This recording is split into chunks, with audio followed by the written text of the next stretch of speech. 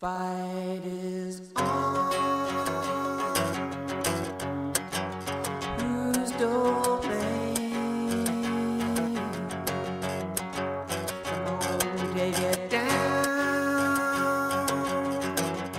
It's all the rope and chain. Finally found my way.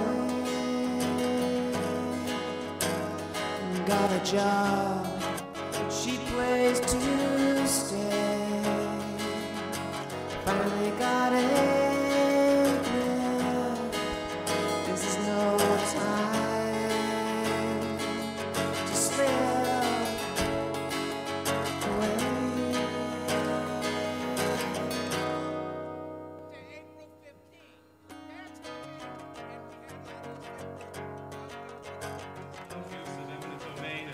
Certainly, thank you, Scott Bullock and the Institute for Justice for your incredible...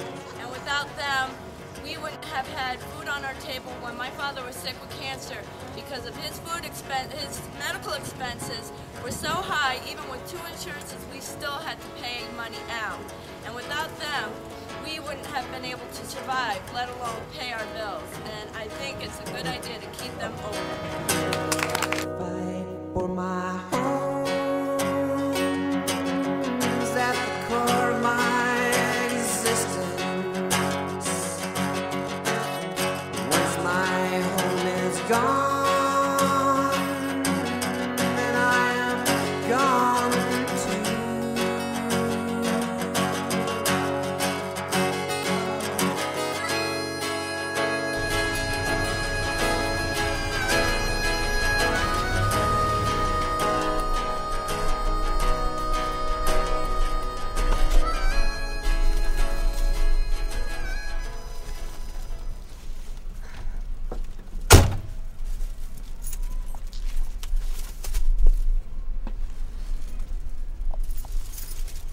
The face of the homeless in America has changed of late. You want to see who could be next? Take a look in the mirror. A lot of Americans are just a paycheck away from winding up in the streets. Well, yes, that's one way it can happen. My involvement with eminent domain has been remarkable. The impact on whether you're a homeowner, business owner, or a renter, while it's different, it appears, for each person, it's dramatic in different ways.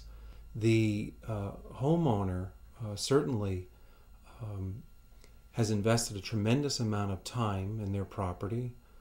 They've invested equity, they've invested their money, they've invested an idea, something that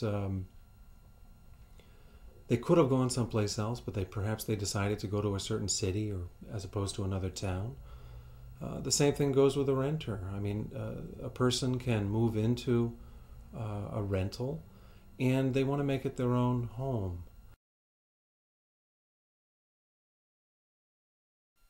There's a major misconception about the homeless or how you become homeless. Most people think it's people that go to prison or drunks or addicts are homeless, but that's not necessarily the case. You can have a major medical problem happen in your household, lose the major breadwinner, everybody's out in the street, homes are lost. You can lose your job.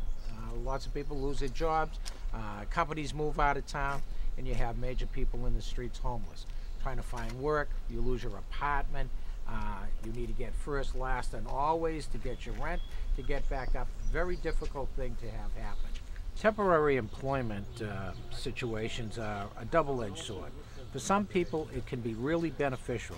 If they get on the right job and they show up back and forth, they sometimes can get out of the system and get themselves a real job. But for the majority, the jobs are what other people would not do.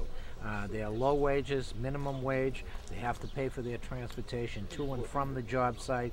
By the time they have lunch, when they cash their checks, most of them don't have bank accounts. They get charged the fee.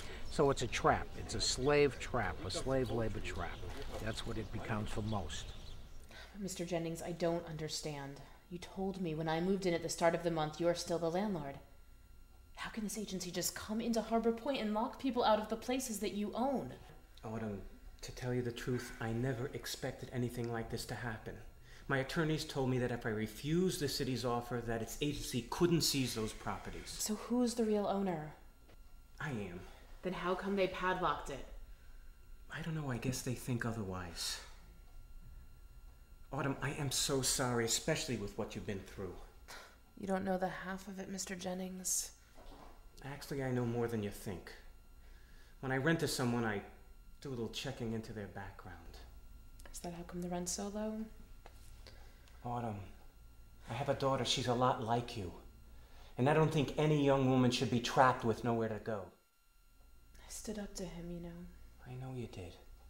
And you deserve so much better for it. Like a place to live? One I can afford? You know what? You've got one, and you're gonna keep it. It's padlocked, Mr. Jennings. Not for long. Do me a favor. Go down to the Cream Coffee House. That's the place you like. Get something to eat. In the meantime, do something about those courses you want to take at the community college, the ones we talked about. By the time you get back, there will not be any padlock. I promise.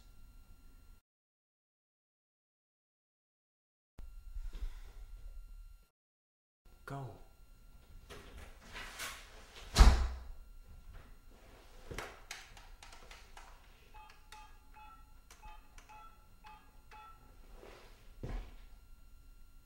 Yeah, Humphrey.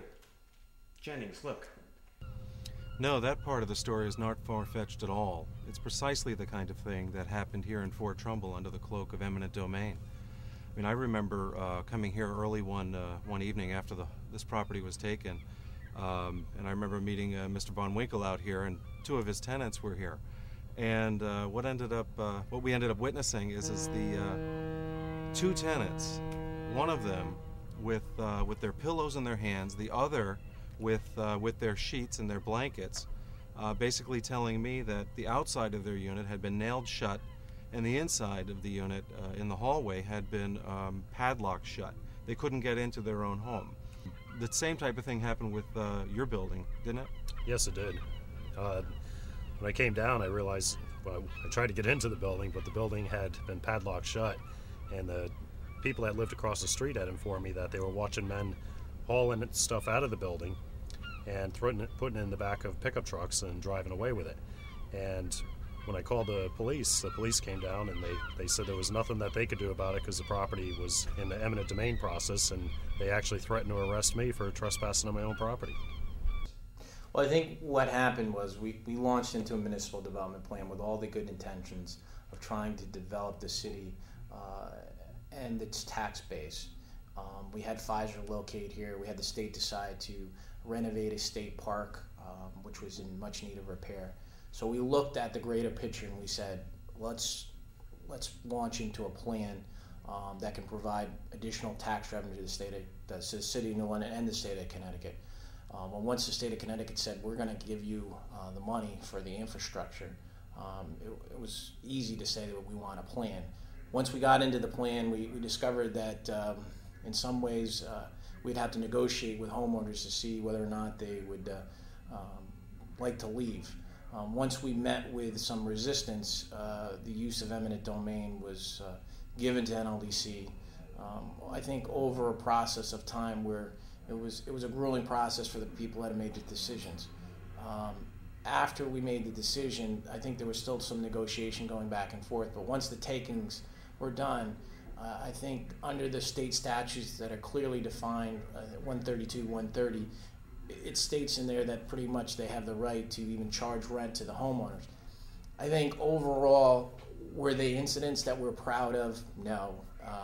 There's been a lot of, I think, things that have happened with homeowners and the NLDC in the city of New London that we wish we could take back.